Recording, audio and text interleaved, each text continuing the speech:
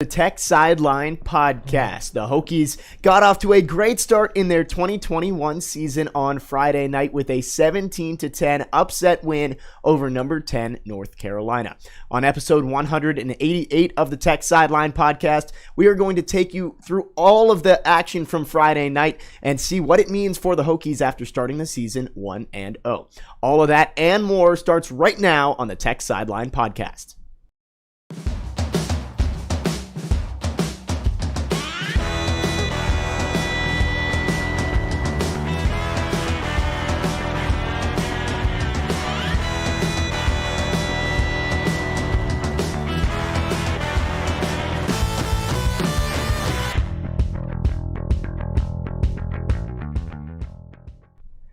Whether you are listening live or archived on Apple Podcasts, Google Podcasts, Stitcher, SoundCloud, or Amazon Music, or you are watching live on YouTube, we welcome you into episode 188 of the Tech Sideline Podcast. I'm your host, Jake Lyman. Today, across the way, we have Will Stewart, our founder and general manager. To my left, Chris Coleman, our lead analyst and columnist. We have a packed house behind the scenes today. Malcolm Stewart has returned, the greatest podcast producer in the land, and he is training Jack Brisendine behind the scenes, who will be helping out producing, and I believe you mentioned he's also going to cover wrestling this year. And we have our new position, I guess, on the podcast. Our man in the chair is Nick Brown to my right. So we got a packed house today. It should be fun. We're going to go through everything that went down on Friday night with the Hokies 17-10 win over number 10 North Carolina. Want to mention that the Tech Sideline Podcast is presented by the Southeast Regional Training Center. You can help bring Olympic hopeful athletes to Blacksburg and help join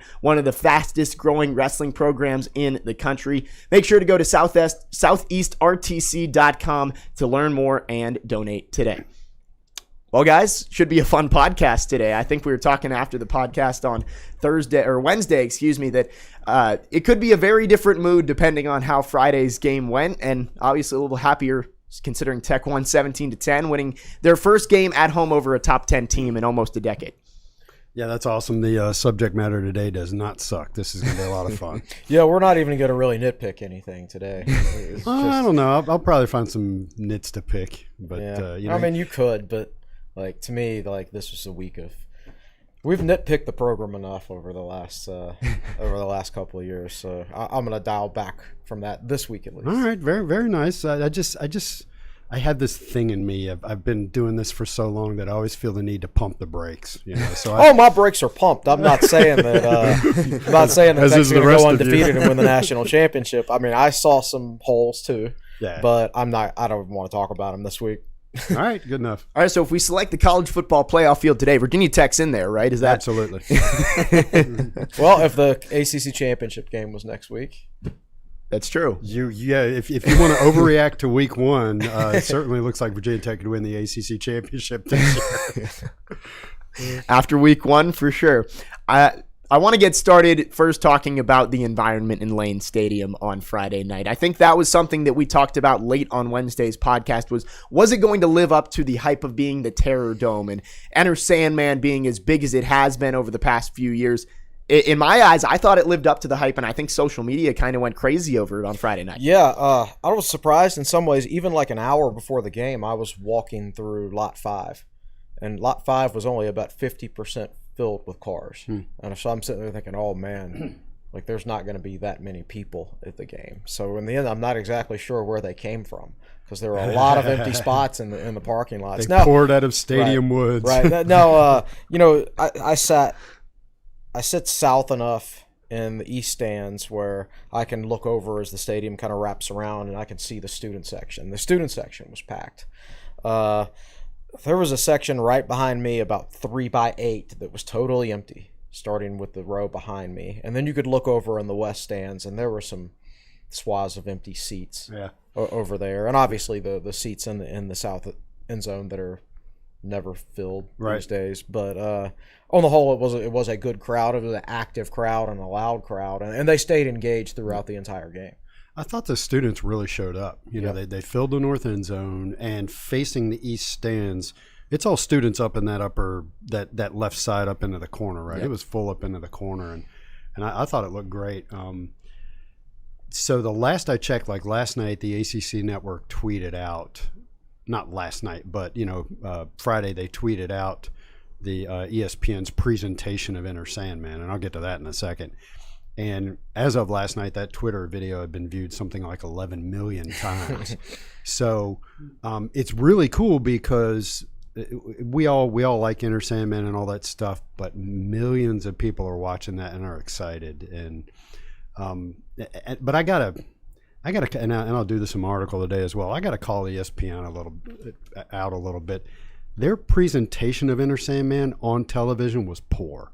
I thought when they cut the camera to Sam Howell, as soon as the team was starting to run out on the field, I thought that was kind of silly. Now, I will say that they did a good job. They pretty much only put the camera on the student section, which was totally filled. Right. They didn't show parts of the stadium where the crowd wasn't totally filled in or everything like that. But I know what you're saying. Like as soon as the team started to run on the field, they put the camera on Sam Howell. They cut to Sam Howell, yeah. Well, even while Enter Sandman was playing, they cut to Mac Brown for seemingly no reason during it. So I agree. You tweeted about jump around for Wisconsin, which I thought they did a phenomenal job. Fox did.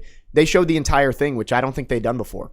Yeah, if you go look at my Twitter feed, Will Stewart TSL, one of my recent tweets is a retweet of them doing jump around at Camp Randall, is that what it's called? Yes. Yeah. Just that, and I said that's my second favorite tradition in college football, and they did a much better job of the presentation.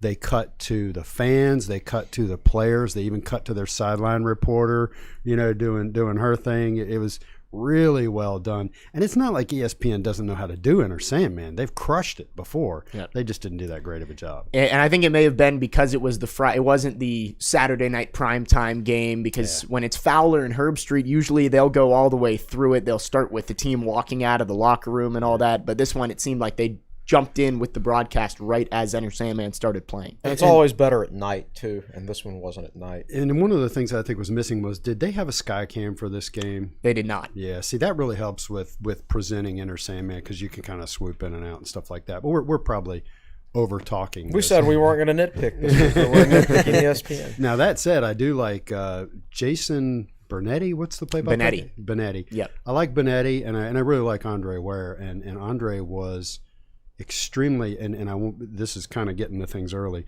Andre, as a former quarterback with a very productive passing offense in his day, was very complimentary of Brad Cornelson's play calling. Not his game plan, yes, but specifically his play calling. So when a guy who played the position, who I think is not prone to hyperbole, he was very complimentary of Cornelson's job calling the game. Well, one more thing I want to get to on the environment before we go into the actual football that was played. Something that I was always thinking about with this game was back in 2019, it seemed like students would show up for Enter Sandman and then half of them would leave. Yeah. That was not the case on Friday night. You look in the fourth quarter, the entire north stands were completely filled. I think that may speak to, if the Hokies can keep finding ways to win, maybe the student buy-in will start to get a little bit better. Yeah. As long as it does for the big games. Like that one. I don't know what will be the case for Middle Tennessee this week. Yeah. I think you may trend back more towards normal. But one of the things I'm going to write in my article later today is, I think you went around and asked what keys to the game were, and Chris and I talked about players and things like that. And to his credit, David said, get off to a good start. Mm-hmm. And so what do? They go right downfield and score a touchdown, and that keeps people in their seats when you're good from the opening gun. Well, and that helps the crowd get into it on defense as well, and that's where I want to start off on the football side today. The defense looked phenomenal. I mean, you look outside of the tunnel screen that went for a touchdown, pretty much a flawless game from Justin Hamilton heading into his first real full season as the defensive coordinator. So, for you guys, how impressed were you with the defense, and do you think that can continue to carry over throughout the season, seeing that type of performance? Yeah, very impressed. I think if you look at it from an outside-in perspective, I think the dominance of Virginia Tech's cornerbacks on the outside really, really set the tone. Yeah. Howell was 5 of 12 for 46 yards and an interception when targeting Tech's 3 outside cornerbacks: Waller, Dorian Strong, Armani Chapman.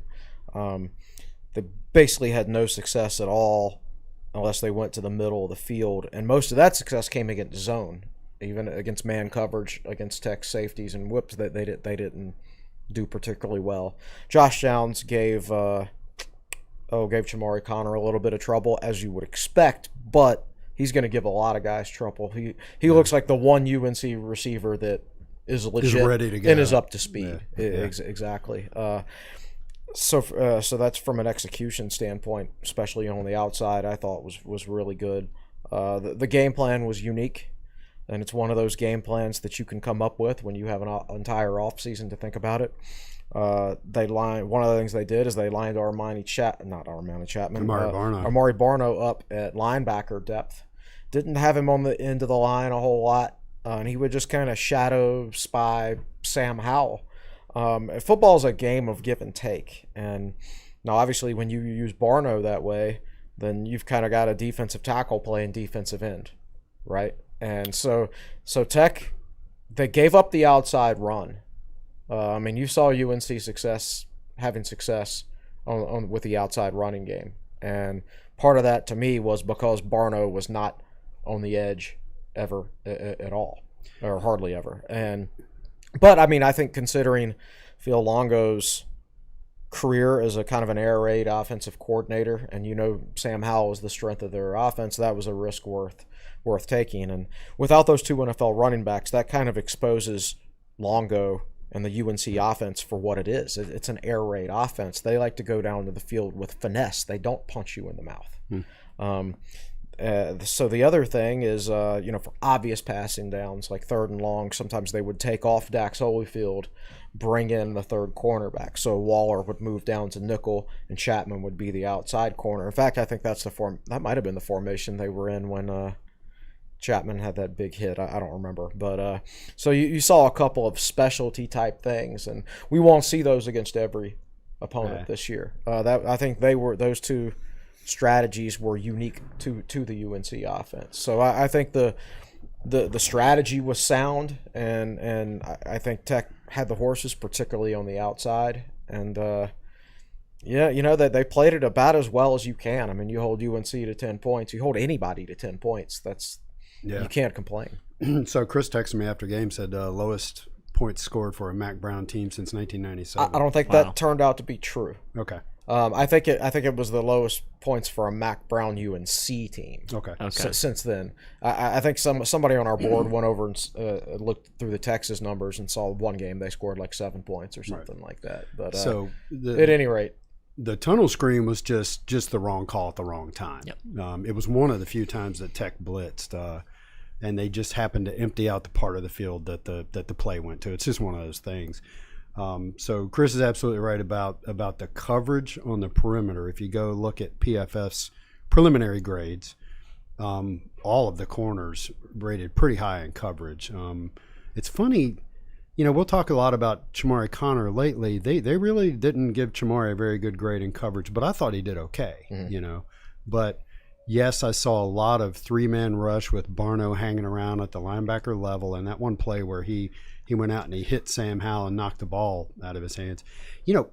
I almost talked about do you spy Sam Howell on the last podcast, but I didn't bring it up. You normally think about spying with like a guy who's noted for being a mobile quarterback, which is not something he's noted for being. Obviously he can get out and escape. He did it the other night. Yep. But you normally think about, that guy is going to burn you for 100 yards, or you might spy Kenny Pickett or somebody like that. I wouldn't have thought about Sam Howell, but it worked.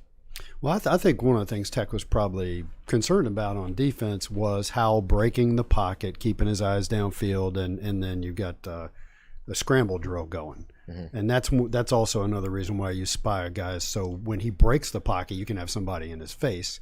And I thought that part of the game, Braxton Burmeister played it much better, breaking the pocket and completing passes downfield. Yeah, and not every team is going to have someone so unique as Amari Barno where they can use that game plan. Yeah, not only athletic, but very tall and lengthy. Yeah, Howell's best play of the game, in my opinion, came on their last drive when he completed that 4th and 11. He had 2 good plays back to back. Yeah, and the 4th and 11 when he was rolling to his left, so he had to throw back across his body, and Barno was right in front of him, and he had to throw directly over Barno to complete that 4th and 11 pass to his receiver. He actually did it, which is some indication of his talent level, But yeah, I thought that was an interesting matchup. That just from a pure X's and O's standpoint, you don't remember most games in the past, but you'll always remember this one for the uniqueness of the game plan, I think. Yeah. Well, and I think our main conversation last week was how do you stop Sam Howell? He's possible number 1 pick in the draft.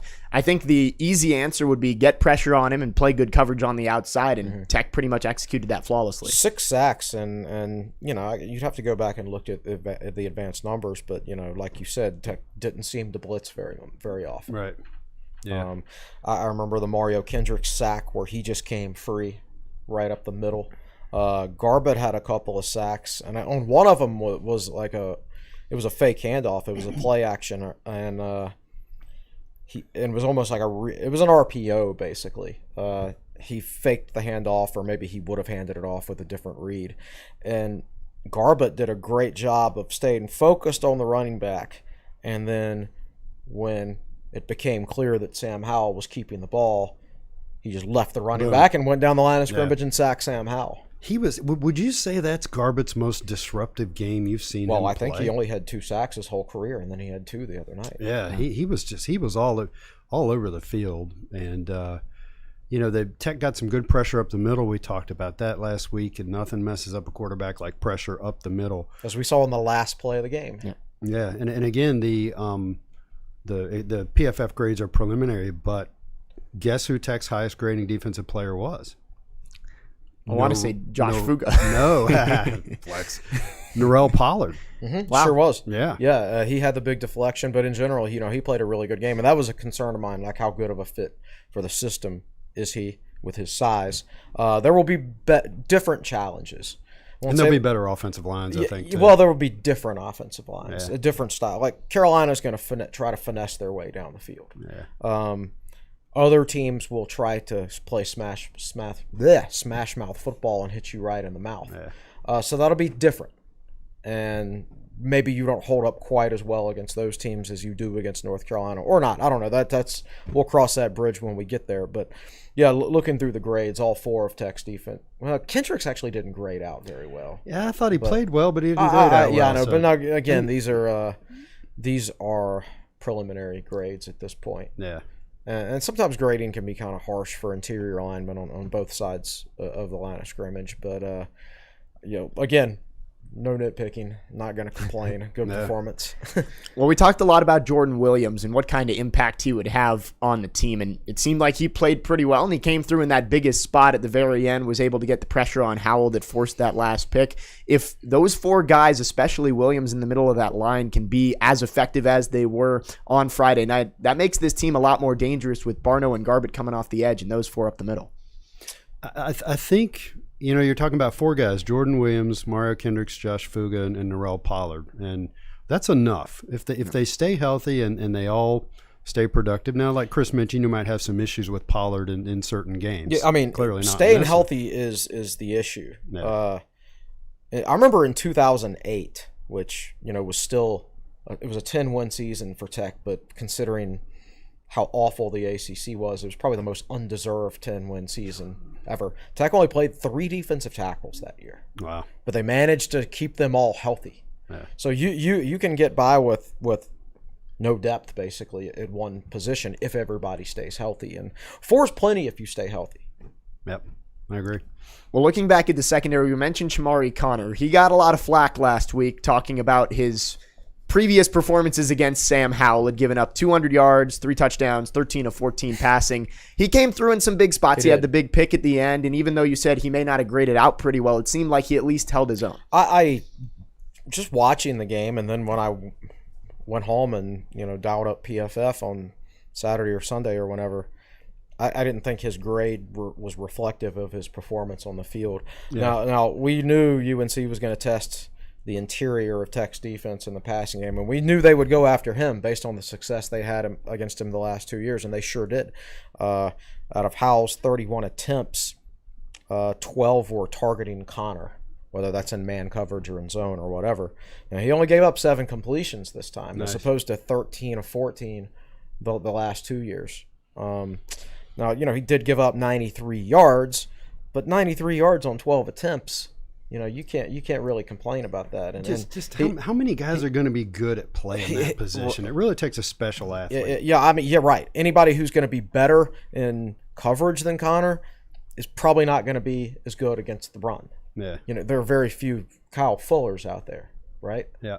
So it's just a very, very difficult position to play in the modern game. But he made a big tackle on Josh Downs that possibly saved a touchdown and the game. Yes. Now Connor's tackling grade was pretty high. He tackled exactly. really well. Yeah. And then of course he came through with the interception at the end of the game when Jordan Williams was wrapping up Howell, and Howell did his best Ryan Willis impression and just tossed the ball over his shoulder down the field. That was almost the exact same play that got Willis benched against UNC 2 years ago. Right. Or if you recall, Hooker got hurt, so they brought in Willis. And like the first possession of the second half, he was rolling out and just threw it over his head down the field. It's like, what are you doing?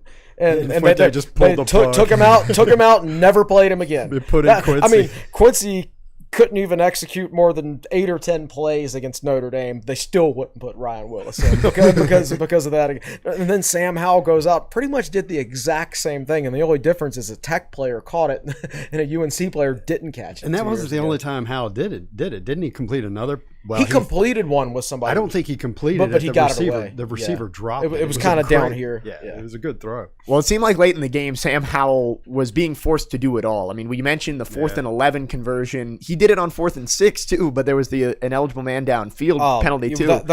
They had several of those, and to me, that's an indicator of just their offense being in confusion and how Virginia Tech's game plan sort of threw them out of whack, so to speak. Like, you don't know where your quarterback is.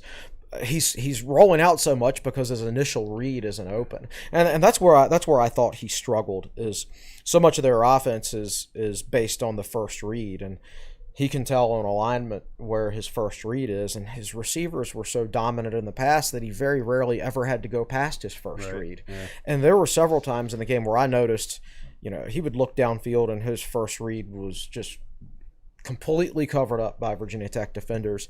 And then when he would start to look for his second read or his third read, he would overthrow them.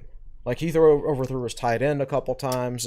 Yes. Yeah, right. And those were second read plays, and it just seemed like he got happy feet when he had to go past his first read because he had all those NFL receivers and he never had to do that before. So speaking of stuff, the defense. One of the questions was the whole Devin Hunter and Nasir Peoples thing. And the defense wound up playing 65 snaps, and Peoples played 63 of them, and Hunter played 2. And Peoples graded out very well. Just had a really good game. So for the time being, it looks like that battle's over. Oh, it's over. Last Tuesday is when I wrote the game, most of the game preview, and it was finished by Tuesday afternoon. We're going to post it on Wednesday morning.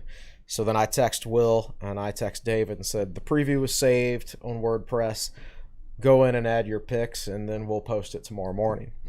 So then I go out Tuesday night after I've already written the preview, and I find out pretty much that Nasir Peoples is going to start. So after you had a conversation with someone, you're saying? Yes. So and this was just a gut feel on my part because we didn't know a lot about Nasir Peoples, but my gut feel was that bode much better for Virginia Tech in coverage. Yeah. I was really, really worried about Devin Hunter, but I almost changed my pick. But I had already written the entire article, like 3,500 word game preview, and I'd already turned it over to you guys to do your part of it. So I didn't go. I would have had to rework one big section of the preview. Yeah. Plus, I was kind of asked, don't say anything about that. So what you're saying is, based on learning that, you were going to switch to picking Tech to win. Yes, you felt that strongly. Yes, but I felt it's not that I knew a lot about Peoples. It's just I just didn't have any trust in Hunter, and I hate to say that because he's such a hard-working guy and such a team-first guy and everything like that. And listen, it's not gonna work out for everybody.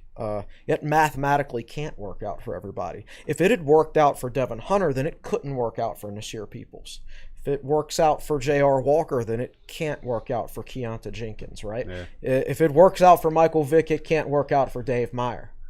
right? Yeah. So that's just the nature. That's the way it goes. Yeah. Well, and you had talked about Justin Fuente. He was being complimentary of individual players, but Devin Hunter wasn't really being complimented on his play. It was more about his mindset, maybe a little hint there. Yeah, and we talked about that on the podcast leading up to the game, and I just felt like Tech, they seemed to be searching really, really hard to find a replacement there at the rover spot, and looks like they found one. And Nasir Peoples, I thought moving a whip over to rover would improve coverage at the rover spot, because theoretically a whip should be better in coverage than the rover because he's on the wide side of the field, and that turned out to be the case. But we also got a bonus where Peoples was really good against the run. He was actually Tech's high grader against the run, I believe. And look, it's not like this is some nobody. You've probably forgotten about him because he tore his ACL. He hurt himself, right? He tore his ACL, missed last season. As it turns out, my gosh, I think Tech probably would have started him at free safety last year if he'd been healthy. And that might have been worth a game or two. But, he was behind Shamari Connor the year before that. But this is a guy who picked Tech over Notre Dame out of high school. This is not some nobody. Yeah. Well, we have talked about the cornerbacks a little bit, but I want to highlight them. Dorian Strong and Jermaine Waller each had what I considered NFL-level plays. Waller ripping the ball away on that first interception, and what I thought was the most important play of the game. North Carolina got a little bit of momentum. Howell took a deep shot down the sideline, and Dorian Strong somehow made up some ground and tipped the ball out of the air, saving a touchdown there. For a true or a COVID freshman, really in his second year with the team, that was an unbelievable play to make. One of the biggest complaints you see on message boards and just from fans in general is when a cornerback is defending a pass down the field and he doesn't turn around. What most people don't understand is most guys can't do that. They don't have the natural feel for when that ball is there and the exact moment to turn around for it. Because if you turn around at the wrong moment, it's going to go right by your head. You're never going to see it, and the guy's going to catch it. Well, and just turning your head, most guys lose a half a step. Right, exactly. So that's not – you're coached to do it if you feel comfortable doing it, and they will teach you the technique and everything like that. But when in doubt, you don't want to do that, actually, because it could be a bad play as easily as it could be a good play. And I say that as a former cornerback. The fact that Dorian Strong can do that shows you what a naturally talented guy he is. And Ryan Smith is obviously a really, really good coach. Get your donations in for Reach for Excellence campaign so we can keep Ryan Smith. Yeah, and he's a good recruiter too. So right.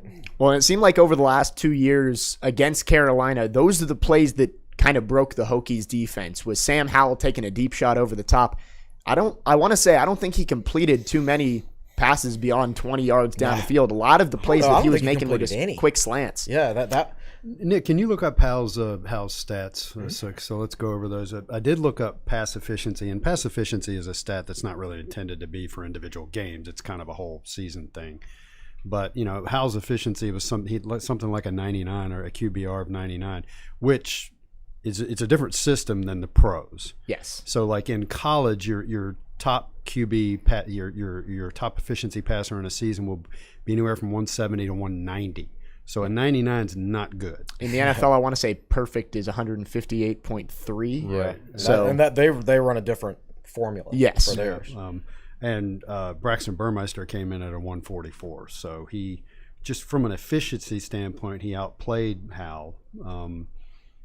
And he displayed a better feel for when to pull it down and run it and where to run. Now, granted, he didn't have Amari Barno chasing him all over the place either. Yeah. So he had 2 total plays over 20 yards. One was a touchdown, but that was a screen pass. That doesn't really count.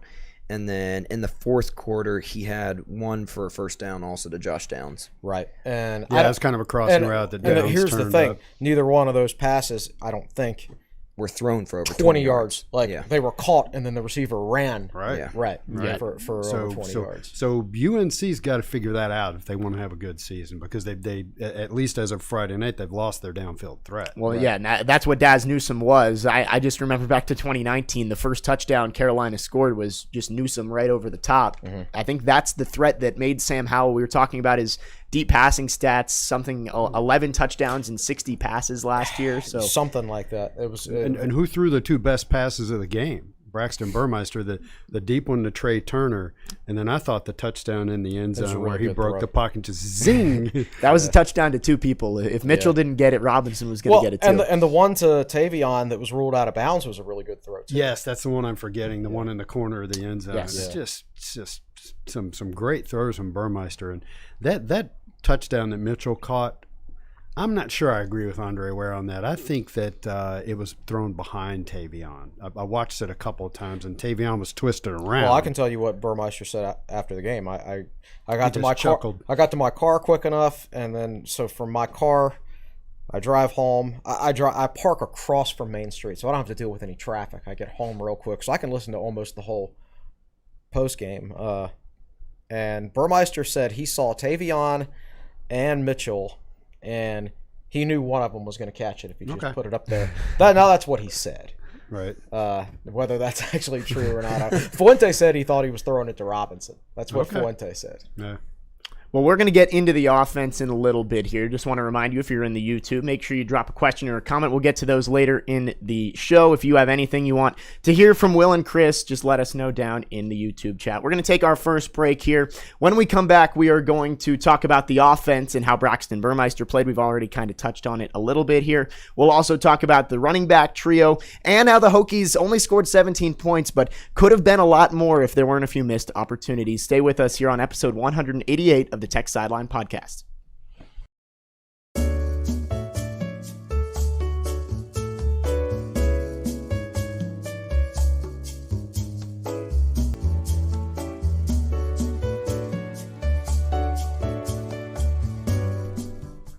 We welcome you back on episode 188 of the Tech Sideline Podcast, brought to you by the Southeast Regional Training Center. I'm Jake Lyman. We have a packed house today in studio in the Virginia Tech Corporate Research Center. Will Stewart across the way. Chris Coleman to my left. Our new man in the chair is Nick Brown to my right off camera. He's helping us out with the YouTube comments, which you can drop below. Also, be sure to like, comment, and subscribe to the Tech Sideline YouTube channel. Behind the scenes, our best producer in the land, Malcolm Stewart, has returned, and he is training Jack Brizendine. So we got a lot here, and David Cunningham is covering the media availability of Justin Fuente today, so we'll get you updates on that as well.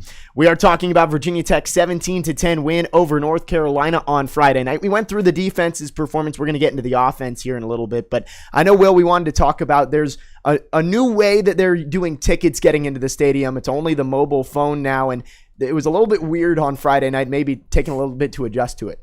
Yeah, so if you're on the YouTube chat and you went to the game, chime in as to whether or not they scanned your ticket. And which gate you went in on. Yeah. Let us know. I went in the southeast gate, and honestly, I was so wired I didn't even pay attention. I walked through and held my phone up, and they were like, go! But I was told after the game, so my daughter, Annalise, is a sophomore, and this is the first football game she's been to. She did not police her phone very well. It died on her. So she did not have a ticket to get in and just went and they were apparently letting students just go in. Well, the students just busted down the gate. Like they just trampled open the gate and flooded in. So, yeah, so gate 7 from Center Street, there was a lot of chaos over there, we'll say. You know, at one point they were coming back from a commercial on ESPN, and they were kind of showing some pregame crowd shots. This was like at halftime or something like that, showing some pregame crowd shots. And they did briefly show that wave coming out of the woods from the Center Street direction. I didn't get my ticket scanned. I went in the middle section in the east stands, like right on the 50-yard line in the woods. And I skipped the southeast line because it looks so long. That's what I do for almost every game. Yeah. And I went to the other one because it was a lot shorter. And at first, I stood in line and didn't move too much for about a minute or two. And all of a sudden, the line started moving, and I get all the way to the front, and they just weren't checking tickets at all. And that could be for a number of reasons. You know, like everything else in the world right now, I'm sure they're understaffed. Right. It's hard to get people to work for a variety of reasons. So in some cases, you're kind of scraping the bottom of the barrel just to find somebody to get in there. It's a whole new system. And, you know, I was at PK's after the game, and there was a woman in there complaining about how she had gone to some other bar earlier in the day and the service was horrible. And I was like, yeah, because every single person there is new. And they've never poured a beer in a game day crowd before, you know? And it's going to be It's going to be like that in the service industry. It's going to be like that in a lot of things these days. Yes. Yep. So yeah, that's funny. If you wanted to go to the game but you didn't want to buy a ticket, well, yeah, as it turned out, you didn't have Maybe to. just try and flood in through Center Street. Yeah, That might try your luck next week. You never know. So they're scrambling over there at Virginia Tech because they got to fix that stuff because the word can't get out that you can just roll up to a game. We kind of spilled the beans. Well, it's out now, isn't it? I did get my ticket scanned. I went through gate 6, but it was the same thing as Chris where everybody was just standing there. No one was going in, and then all of a sudden just a big wave goes through. I'm wondering if maybe they had to stop it because people were trying to just bust their way through the gate. But it is interesting to see because tailgating all day, especially for a 6 o'clock game, what if your phone dies? Like you said, your daughter. So that is something interesting to look at. I actually specifically turned my phone off for about 45 minutes when I was tailgating, like early afternoon. I went on a scavenger hunt to find my pocket juice charger, portable charger, and I made sure I had that thing, and I forgot to use it, but that wound up being okay. I think I was at 12% when I got into the stadium, so I just barely made it. But well, the Hokies offense got the crowd going early as soon as everybody did get in there, scoring a touchdown on their first drive. Only one of two, but Braxton Burmeister and really the entire offensive game plan, it seemed very sharp early on, and that allowed the Hokies to get off to the hot start. Yeah, I think confidence breeds confidence. You know, when you're a defensive player and you sit there and you watch your offense go down the field and score on the first drive, I think that really gets you into the game. Yeah. And, Tech executed very well early. Obviously, they could have. They had their opportunities. They could have won that game by more points. And you can point to execution and you can point to some bad luck. But obviously, there was a fumble. There was a missed short field goal. There were a couple of UNC fumbles, one of which bounced out of bounds, the other which bounced right back to Sam Howell. Yeah. And Tech could have recovered those deep in UNC territory. I posted a picture on Twitter yesterday and in our article of Jalen Stroman going up for a punt block. And I've never seen a punting nutmeg before, but he had his hands like that, and the ball literally looks like it had just gone right through his arms. I have a theory that the ball just kind of rotated through his arms in a weird way that you'd have to go back and watch it. I don't know if they showed it close enough. That was the shortest punt of the day, and it looked weird. So maybe he might have nicked it. Maybe him. Who knows? That was definitely short because I remember everybody cheered after that. But I'm glad I posted the picture on Twitter because now, I know so was a couple of the coaches liked it or retweeted it or whatever. You can actually use that photo to teach him, or elbow straight. Like he had his arms like that, and his thumbs weren't quite touching. You do that number, then you block it. It's literally a game of inches. Now back to the offense. So they weren't as effective in the second half, obviously. We were worried going in about the matchups with the UNC corners and the Tech receivers. And Fuente alluded to that in his press conference last week about how physical UNC's corners are, and it was difficult to get off the line of scrimmage against them. And you saw that in this game. Yeah. Burmeister graded out fantastically on PFF. Like even his passing grade was like an 87 or something. He was pushing a 90 on PFF. Yeah. So the decision making, so he made one bad throw, and then I guess you can say the interception was a bad decision. So if he got a negative grade for those two plays, that shows you how well he played on all the others. The rest of it, he was making the right decisions, and you could actually see him in the pocket going through his reads. Now the problem is nobody was getting open, which is the concern about this group of wide receivers. Now that being said, I don't know that they'll have as difficult a matchup issue for the rest of the way as they did with UNC's corners, who were really, really physical. Particularly Tony Grimes is really good. And one thing I did like, now this was the Burmeister interception, and that came right off a turnover. Right. But got the ball around. There was a flurry of turnovers around in there, and I'm having trouble, remembering which ones came first. But Tech had great field position. They were winning, and I'm sitting there thinking, go for the throat, go for that wheel route that you like to run. Sure enough, they roll out there and they roll Burmeister to the right, and they try that wheel route down the left sideline, the exact play that I wanted them to run. Well, maybe that was the exact play UNC was expecting, because they blitzed exactly where Burmeister was rolling to. and then they locked down the wheel route guy. Yeah, and that was the same wheel route that worked really well in the first possession. First drive with Right. Well, it was slightly different. The one with Burmeister, there was no rollout. You're right. Or the one that worked in the first quarter was no rollout to the right. This was one of those specialty smoke and mirrors plays. Right. Get everybody moving in one direction. And right. So UNC had them well scouted, as you would expect from game one. I mean, if you've got a competent staff. So Tech went for the throat there. There's been complaining in the past about how sometimes maybe Tech doesn't go for the throat. But they went for the throat on that play. It just didn't work. Yeah. There's something. I do think UNC's run defense is better this year. And I think their run defense is better because their cornerback play is good. Like, their safeties don't have to worry about helping their cornerbacks very much.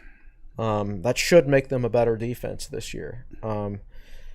So I don't know what we can take. We can take certain things out of it, of course, but you can't make overarching, far-reaching judgments about one position group in this game because there's going to be different challenges for them. Like, it was a great Tech defensive performance, but there will be bigger challenges for the Tech defense this year when they face a team that likes to run the ball downhill instead of this finesse sideline to sideline stuff. So, but on the whole, I thought the game plan was sound and everything like that. So I looked at the stats after the game, and I thought if you look at the tailback stats, nobody really rolled up very many yards per carry or anything like that. But then you go and watch the game, and you see a lot of nice individual plays. It's like the stats don't match what I observed with my eyes. Mm-hmm. And in particular, I thought they used Raheem Blackshear really well in the passing game. Mm-hmm. That's what we've been waiting for, and so now it's on film, and it's something for defense coordinators to worry about. That third down pass to Blackshear, I think it was 3rd and 11. Yeah. And Tech ended up going down the field and scoring a touchdown. They had 2 third down conversions on that drive. I think it was the pass to Blackshear, and then the touchdown pass to Mitchell. I think was that on the same drive? Yeah. And I'm pretty sure that was a check down by Burmeister. Yes, it was. I remember that. That was like his third read or something like that. And he had 3 UNC guys converging on him, and he just found a way to get past the 3 of them. That's the guy you saw on film, right? That's the guy. Well, right. Well, that's why Burmeister's the quarterback, and that's why he was always going to be the quarterback this year. Like, Hooker was never that guy who could just go down his reads and check down to the running back and things like that. Burmeister is a more mentally advanced quarterback, and he's capable of doing that. And I think that's another reason why Blackshear wasn't as productive last year is Hooker was the quarterback almost all year, and Blackshear is a big time receiving threat as a running back. But if you don't have a quarterback who can get through his progressions down to the running back, then it doesn't matter what type of back you have out there. And I think that was something you noticed with Burmeister is that he was very efficient. He was finding the right receiver on most plays, but he also was able to open up in the vertical passing game. He found Trey Turner down the sideline, almost had Robinson for a touchdown as well. That could really open things up as well. Yeah, I said in the 2 practices we got to watch this fall, and even the one I think back in the spring, or did we see one in the spring? I don't remember. But we did. We got to hang around for like an hour. Anytime I've seen him since last season, he's pushed the ball down the field really well, accurately, and I know people were concerned about his arm strength. It's good enough. It doesn't look to be. I mean, that throw to Turner down the sideline was really good, and I thought just watching him in person before the season that it looked good. I mean, and you got to remember that last year, I mean, he lost like 12 or 15 pounds due to COVID right before the season started. And got his foot stepped on. Right. So the Braxton Burmeister you saw last season was not as physically capable as a 100% Braxton Burmeister. Yeah. So the only nit that I could pick, and when I rewatched the game, I didn't really take notes on this. I thought that he was a little reluctant to keep the ball in the read option game. Not that Tech ran a lot of read option, but there were a few instances where I thought, oh, man, you should have kept that one. I think he wound up with 9 carries or something like that. One of them was a sack, but a lot of them were scrambles. Mm-hmm. And you know what? The other thing he did was he got out of bounds and he got down on the ground. He slid one time. I'm okay with all of that. If he keeps the ball a little, just stay healthy because he graded out well, played a good game, so stay upright. And it is fair to say that we don't know. Some plays they look like read options and they're handoffs all the way. Like if you remember the Logan Thomas 4th and 20 against Miami to win the game, it looked like a read option because he faked the handoff to David Wilson, but the play call was for him to run it the entire time. That was just a straight up fake. Yeah, exactly. Well, looking at that trio of running backs, all three were listed as starters heading into the game. I think we saw a little more of Holston and Blackshear, and that could have been because Keyshawn King fumbled in the red zone. But it seemed like it really was at the beginning a trio of guys who were all going to get carries instead of maybe just the coach speak putting three guys as the starter on the depth chart. Yeah, well, that's what it looked like. I just think going forward, it just looks like Holston and Blackshear to me. So Nick, can you do me a favor and look up the rushing stats for Turner, Robinson? I mean, the jet sweep was working. It was on, man. And Trey he had the one carry for 12 yards, and Robinson had 2 for 25. Right. Yeah. And no bigger one than Trey's on the last drive of the game. UNC had 3 timeouts left. So Tech needed to pick up a first down or else they were going to have to punt it back to UNC. Right. And Howell could have, for all we know, could have had a Hail Mary and had his Matt Ryan moment in Lane Stadium. But so when Trey picked it up on, we've got some pictures of Justin Fuente really celebrating on the sideline. Was it that play? Probably. I can look at. You can look in the sequence of pictures, and it's at night at this point, and I think he is celebrating that play because it iced the game. That meant at that point, Tech wasn't going to have to punt as long as Tech didn't fumble a snap. They had won the game. So the TV guys have been prepped because Jason Benetti, is that his last name? Yes, Benetti. He said at one point that Virginia Tech was 5th in the country in average yards per jet sweep. So they have been prepped. That is pretty impressive, yeah. Well, Jason Benetti and Bill Roth are good friends. I wonder if maybe he prepped him on that. Imagine that 5th in the country in average yards per jet sweep. Yep. There's a lot of Virginia Tech fans that would not guess that. Well, I think the whole jet sweep debate is being put to bed unless you're just truly ignorant and bullheaded about it. Yeah. Okay. Anyway, and some people are. Yeah, sorry. Well, and they also had that one play to Trey where it count as a pass, where Burmeister kind of flipped it to him when he was coming across him. Right. Yeah. So I guess you could consider that a jet sweep. I hate that those consider passes. Was it in front of him? Yeah, it was in front of him. Kind of like cross. So it was a jet motion like this. And that went for about the Tom 18 Brady yards. pass. Okay. Yeah. I don't. That one makes me nervous. There's a lot that can go wrong on that play. Why not just hand it off? I know, you're right there.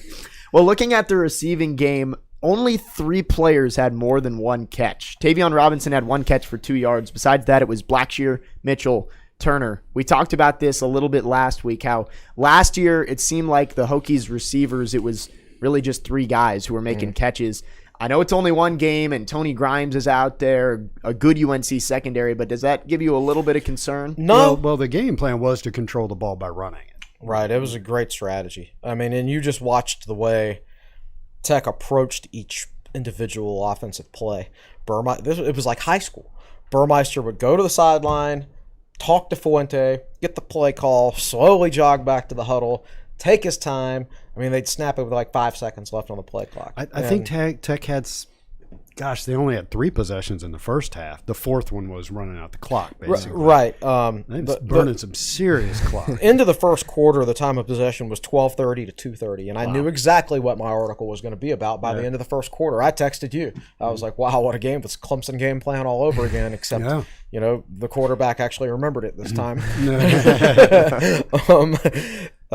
So I was very, very pleased with that aspect of it. As far as the receivers go, I think I said last week that Tech's going to play those freshman receivers this year, but I didn't necessarily expect it to be in the first game. We've seen in the past when Tech has a big opening game, they don't necessarily throw their true freshman right into the fire. Like, remember how much Dax Holyfield played as a true freshman in 2018? Well, he didn't play a single down on defense against Florida State that year in the season opener. So he was over on the sidelines dancing. He was. Exactly. He played some special teams. Dwayne Lofton played 1 snap the other night, and Jalen Jones didn't play any. By the way, let me get this out there also. Did you notice the rotation with Caden Moore and Johnny Jordan? There's 21 snaps for Johnny Jordan.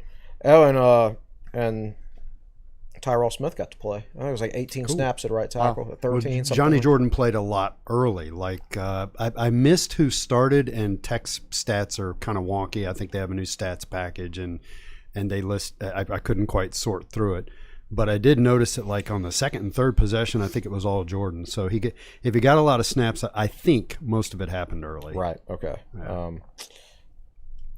So I think they're going to gradually work those receivers in. Yeah. That's. You don't want to – that would have been a tough matchup for those guys in their first college game. Yeah. And I'm not talking about like the bigness of the occasion, and although that is part of it, but that specific matchup with UNC's wide defensive backs would have been difficult for them. Yeah. Well, and we talk about how they wanted to control the possession, so only scoring 17 points, but that was enough because UNC didn't get a lot of possessions, and the defense played so well, but – you think about those missed opportunities, and I want to go back to this, that the fumble in the red zone maybe takes 7 points off the board. Right. You get the touchdown from Robinson taken off the board and then miss a field goal. That could have been 7 more. There was a question a few podcasts ago, does Tech have to play a perfect game to beat North Carolina? That was far from a perfect game, and Tech was still able to win. Yeah, they played almost a perfect game on one side. Yes, exactly. I was going to say it was far from a perfect game on special teams and offense, but it was a really good game, except for the one, the tunnel screen. Now, Tech's special teams game plan, they didn't want UNC to return any punts. So they sent a lot of guys down in coverage.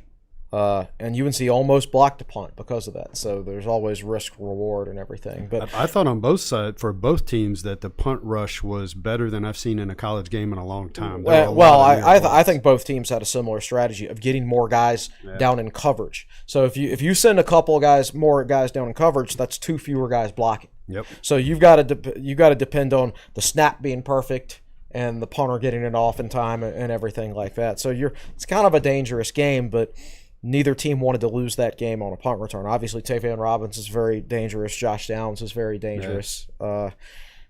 But generally, Tech's game plan was to keep Sam Howell on the sideline, and when he was actually on the field, make him have to drive the length of the field. Don't let Josh Downs break one and give Sam Howell a short field. Yeah. Well, and that was successful. They didn't have. I want to say North Carolina never started a possession in plus territory. That is correct. The best starting field position of the game was their own 39-yard line.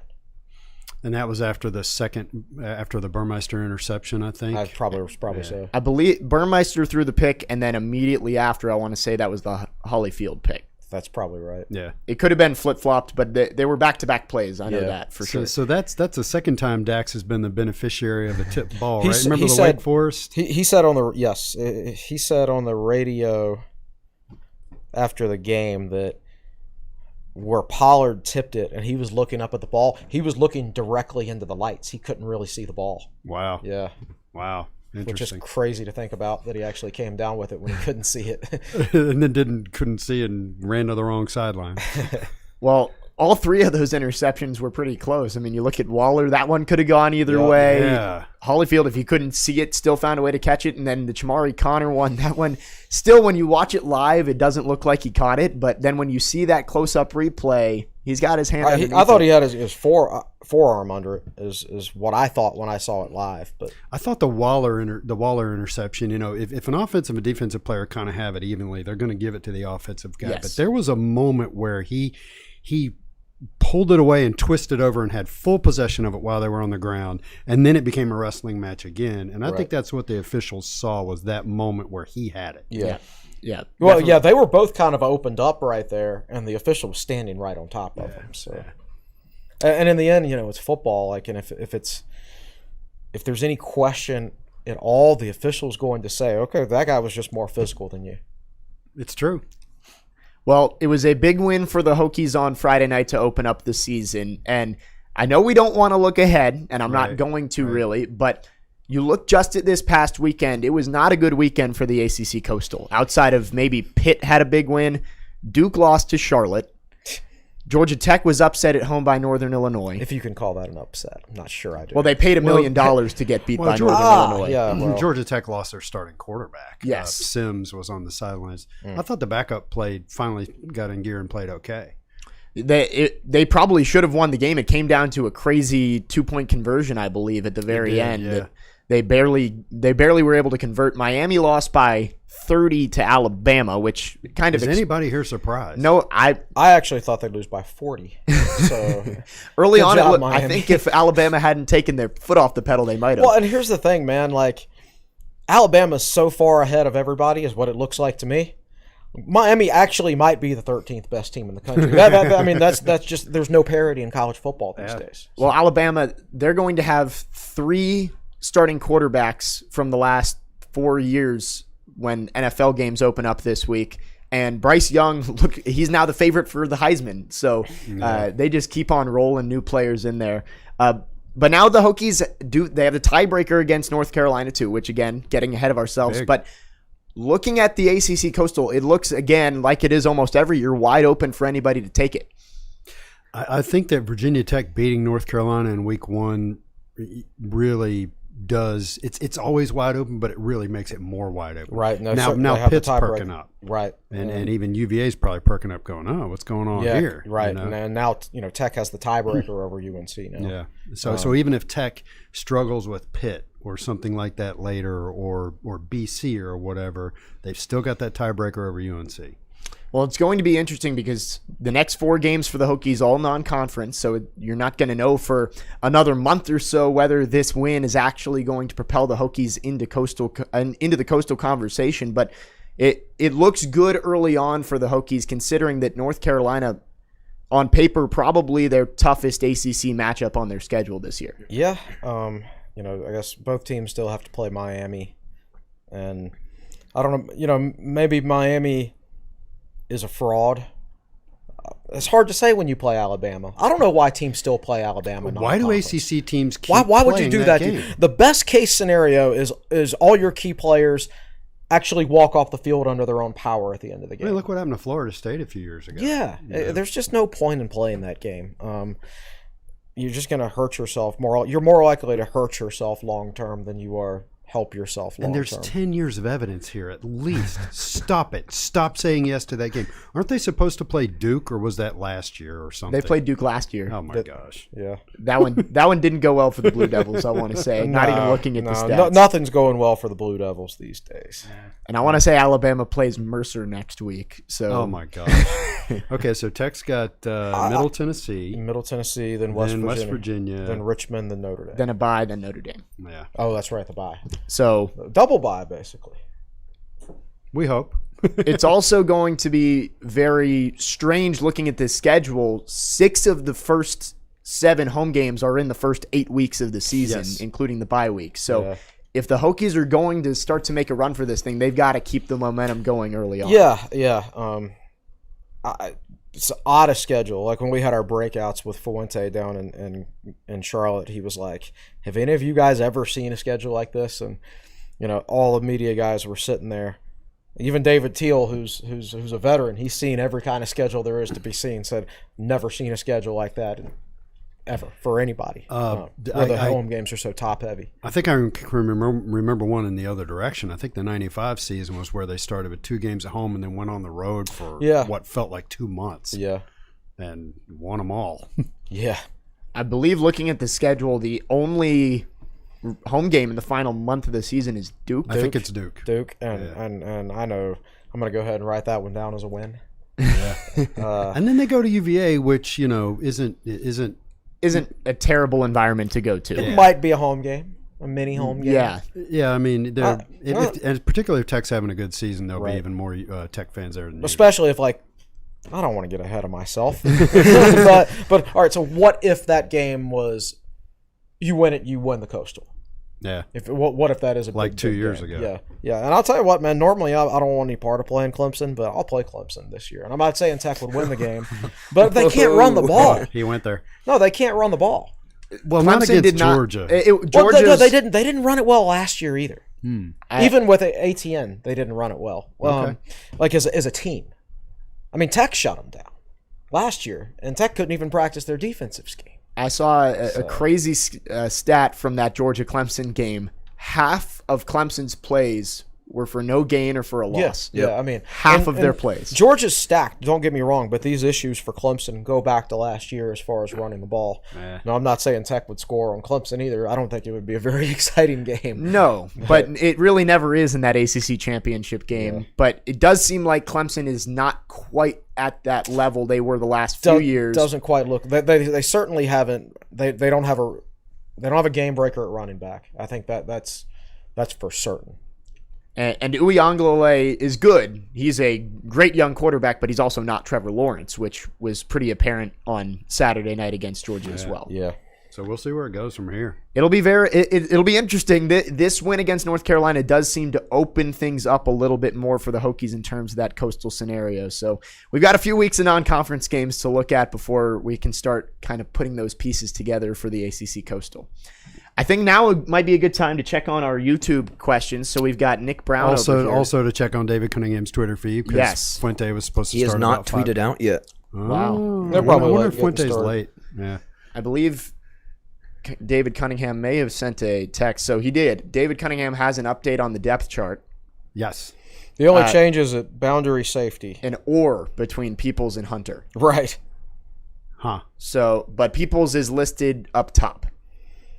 Oh, so look, I mean, unless there was some kind of injury to Hunter that we don't know about, he was on the field for 2 snaps, so I assume he's healthy. That's right. Then I just think they're trying to keep Hunter mentally engaged. Yeah. It can be difficult if you're a highly ranked recruit and you get into your last year and it looks like you're going to start at the beginning of the preseason and then you don't. And then your replacement plays really well. Right. It can be difficult to stay mentally engaged. Yeah. So I think they're trying to keep him mentally engaged. I just can't see any way after the other night that they would take Peoples off the field. I wouldn't. I know. I mean, if he played 63 snaps, you would assume probably.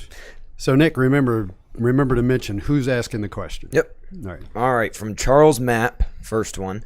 Do you guys think Cornelson was too conservative in the second half? No, like I said, a lot of times people mistake, like when a play works, the guy's aggressive, and when it doesn't work, they were conservative. I mean, they threw to Blackshear on 3rd down in a play that worked in the first half, and Burmeister overthrew him. They went for that. They went for the throat on the wheel route. They would tried to put that game away on one play. Yeah. And it didn't work, but no, I wouldn't say that. And then it's just one of those things where, no, I'm not saying he was being super aggressive, don't get me wrong, but it was one of those things where, they were doing well. They just picked up a first down, except Brock Hoffman. I don't even remember the penalty. It was if it was a hold or something like that. I don't recall. I think it was. It was a hold. Yes. Okay. Yeah, and that backed him one up of and Tech's killed that few drive. penalties. Right. I think they had 2. Yeah. Yep. And then there was Burmeister, throwing the interception. Again, there weren't a ton of possessions in this game. So if you just make a couple of mistakes that kill drives, things look worse than they are. And that's the nature of the Tech game plan. Tech wanted to shorten that game and make it a low possession game. When you do that, one little mistake can make things seem a lot worse than you are. You just don't have the total number of plays to make up for it. Probably the only play call I thought was odd was after they threw the fade route to Tavion and he barely stepped on the sideline. They went right back to it. Through the exact same thing, except Turner this time. The very next play. Yeah, and when you do that, when you throw against UNC's outside corners, you're throwing at their strength. Yeah. So when they did it the previous play to Tavion, they were going against a nickel, not an outside corner. So that one didn't surprise me. It did surprise me that they did that on the 3rd down play, though. Yeah. All right, so kind of following off of that one, Mitchell Kiltz asked, do they open up the playbook against West Virginia or Middle Tennessee to show off more plays or stay as conservative? So I would actually ask the question this way: what do you think you'll see different from the offense as opposed to will they open it up? I think they'll play more freshmen on offense this week against Middle Tennessee. At wide receiver. That's not necessarily conducive to opening the offense up right when you're about to play more younger guys. I think you would assume the game plan against Middle Tennessee State isn't going to be keeping Bailey Hockman off the field. I think you're going to see, you might see them. I might enjoy Bailey Hockman being on the field if he plays like he did last year. Who did we not see at running back? Marco Lee. Yeah. Are you going to see Marco Lee or are you going to see Taj Gary? I can't remember the guys that are all at that second level. If you're going to see one of those two guys, it would be Marco Lee. Yeah, I would enjoy seeing that. So I think if I had to answer that question, I would say it'll be more personnel. You'll see different personnel. Yeah. And maybe they'll try Nick Gallo out in the passing game more, or even Drake Doolius. All right. Sam Sweeney asks, what areas do you see Virginia Tech needing to have the biggest improvements from week 1 to week 2?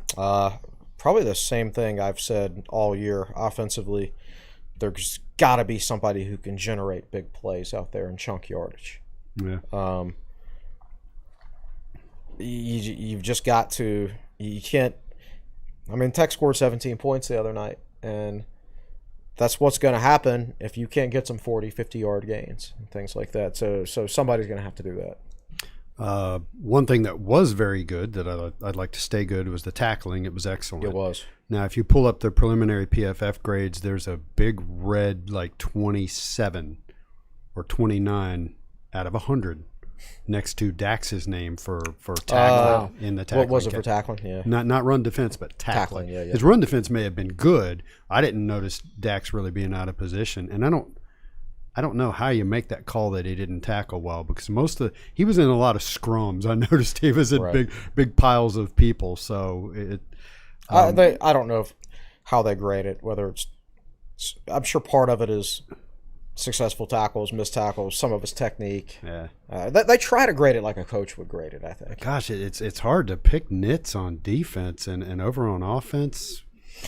Yeah, I mean, I would say my only concern defensively is still the unknown.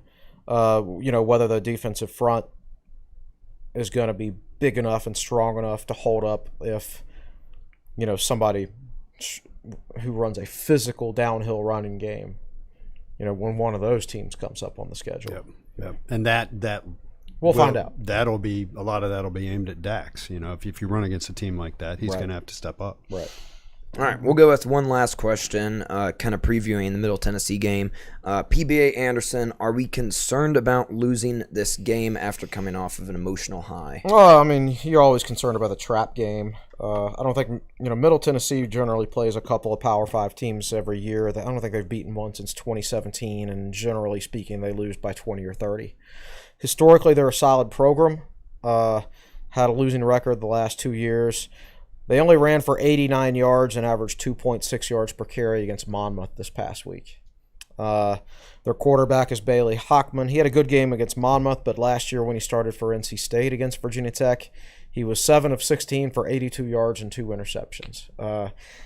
They don't appear to be able to do that against just a mediocre Tech performance. I think will win the game. But I mean, I don't. The line is 20. I don't know if I'll pick Tech to cover.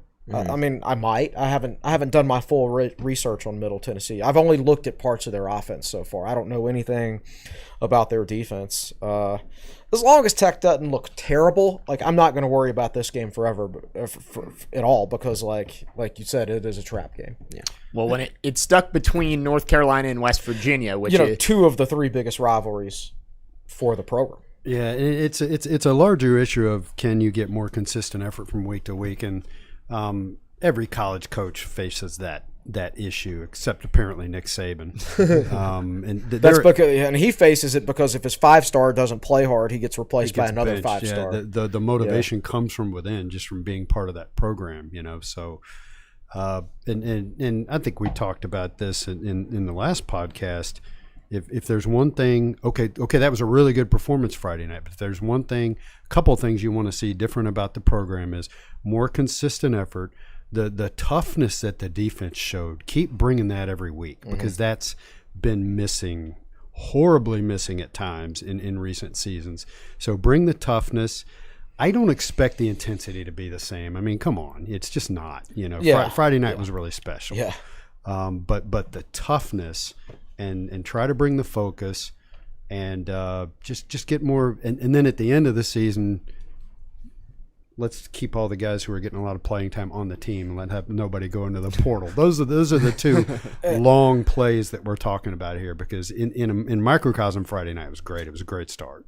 I hope some of the younger guys, can get time, and I'm sure we'll see some of Dwayne Lofton, Jalen Jones, but even on defense, you'd like to see, Tech to be up by enough points where a Dean Ferguson can get in there and work at Mike, because he's going to be the heir apparent at that position. Just some things like that.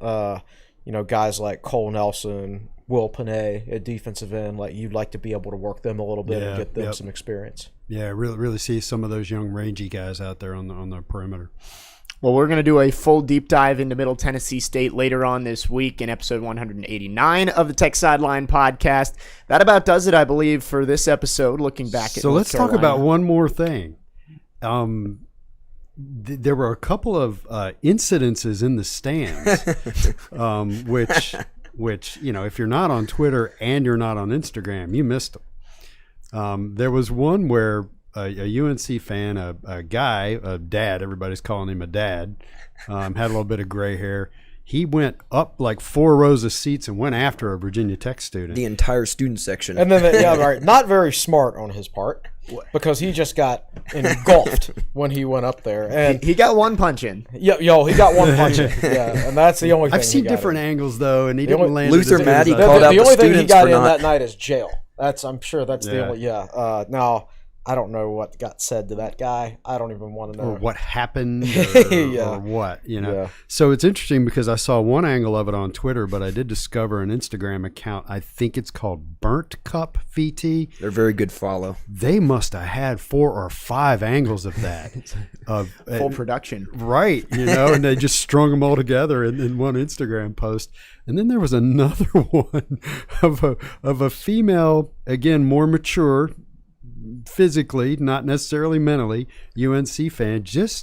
She was just going off on just foul mouth, blah blah blah, and an EMT came over and basically told her to shut the hell up. And at one point he yelled at her, "You're a grown up. You're an adult. Act like one."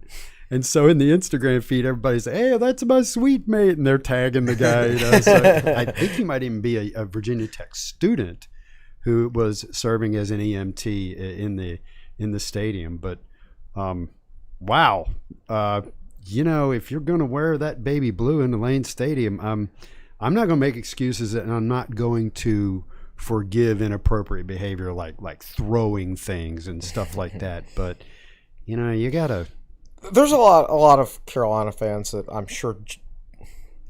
I mean this to be not. Tread lightly. I don't mean to be disrespectful, but it is kind of disrespectful. But it's also true. There's a lot of Carolina fans that don't know anything about football, and they just look at recruiting rankings and they're like, "Oh, we're going to beat Virginia Tech by 30 because our class 2 years ago ranked 8th, and theirs ranked 73rd or whatever." something. I saw 5 Michael Jordan jerseys in the stands on Friday. I look And we've forward to got Michael seeing Jordan. all of these fans in our YouTube comments later on. Well, if you go back and look at the last podcast, there were some UNC fans. One of them actually said, "I'm going to watch the next podcast to see what the little man in the orange shirt has to say." And I'm like, which little man are you talking about? He's not that little. I believe somebody called all of us haters, even though all of you picked North Carolina, which Well, we were UNC haters or something like UNC fan haters. the one question about I don't deny that. how bad do you want to beat North Carolina, and that answer went on for a little bit. But anyway, I did want to go over that. That was so it just if you're in the stands, behave yourself, because you're going to wind up not on one video, but apparently 5 to 10. Well, I think the key is if you're at home, everybody should behave themselves and act mature in a stadium. But if you're wearing the opposing team's colors, the consequences may be a little bit worse if you decide to do something Particularly like if you throw the first punch. Yes. And you're by yourself. That wasn't smart. Oh, okay. Sorry, just wanted to get that in there. that. Good transition. Chris, what's coming up on techsideline.com this week? I've actually already started on the Middle Tennessee preview. Brandon Patterson will have an article. David will have his normal coverage. I'll have an Inside the Numbers. Monday Thoughts today. Yeah, I I'm doing assume. Monday Thoughts today. It'll be out pretty late today. What did I do this weekend? I had to mow a couple of lawns on Saturday, and I had to clean out my garage. So I did that yesterday. So I sit down last night to watch the Tech game and really take notes. And I'm doing split screen with the Virginia Tech game and Florida State and Notre Dame, and that turned out to be a good game. So it slowed me down. Well, the thing is, like writing my article on Saturday, like I didn't watch any football this weekend because I was so focused on writing my column. Yeah. But oh well. We keep going off on tangents, but I do want to mention Brian Kelly's comments after the game. I feel like we have to. That's kind of the buzz of social media right now. Right. For those who haven't seen it, which again, you must not be on social media if you haven't seen it. Brian Kelly was asked about how his team played with Florida State coming all the way back and Notre Dame won, and kind of out of nowhere, Brian Kelly decided. Was it Jim McKay who used to say who said? I believe the question, Jim McKay, when he was coaching the Tampa Bay Bucks, they were terrible. I was a child. I remember them when they were an expansion team. They went 0-26 in their first 26 games, and Jim McKay coached them, and he had a great sense of humor. And I believe a reporter asked him after the game, "What'd you think about your team's execution?" And he said, "Oh, I'm in favor of it." So, in the same sense, Brian Kelly was not asked about his team's execution, but decided to say, "I'm in favor of my team's execution. I think my whole team may need to be executed after that game." Poorly thoughts? delivered. just a really bad joke. But then he followed up with afterwards in the post-game press conference. He was like, "What? People are really talking about that? Are you people crazy?"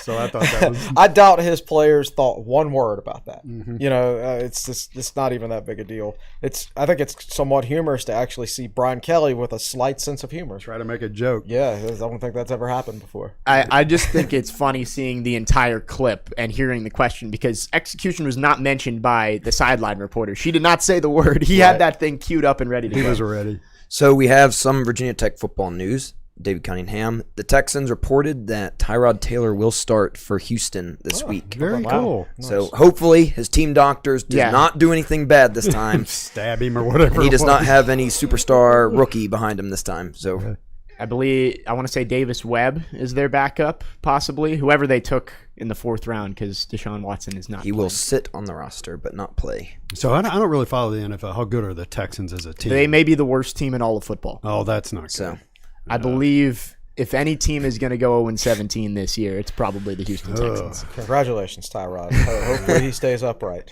Tyrod, I guess the Dolphins have Tua now, and it looks like he's going to be doing okay. The Dolphins are a large reason why the Texans are the worst team in the NFL, because they fleeced them for that Laramie Tunsil trade. So Jake pays attention. All right. Well, unless we have other tangents we want to go down, I think that will do it for episode 188 of the Tech Sideline Podcast. I want to thank everybody. Will Stewart across the way, our founder and general manager. You can find him at Will Stewart TSL on Twitter. Chris Coleman, our lead analyst and columnist. He is Chris Coleman at Chris Coleman TSL on Twitter. Then we have our group around here. We have the best producer in the land, Malcolm Stewart, behind the scenes, making his triumphant return today. To his left, Jack Brisen, died behind the scenes, getting trained, shadowing here, and he will have Tech Talk live notes tomorrow from Justin Fuente's appearance at McLean. You have the worst job in the history of TSL. Thank you for doing it. Yep, I agree. He is running the new intern gauntlet. I had it for 3 years, and I'm pleased to pass the torch on to Jack Brisen. And then our new position over here, Nick Brown, did a good job as our man in the chair, checking in on David Cunningham and our YouTube questions. So that was episode 188 of the Tech Sideline Podcast, brought to you by the Southeast Regional Training Center. Coming up later this week, we will do a full dive on Middle Tennessee State, get you set for Virginia Tech's second game of the season.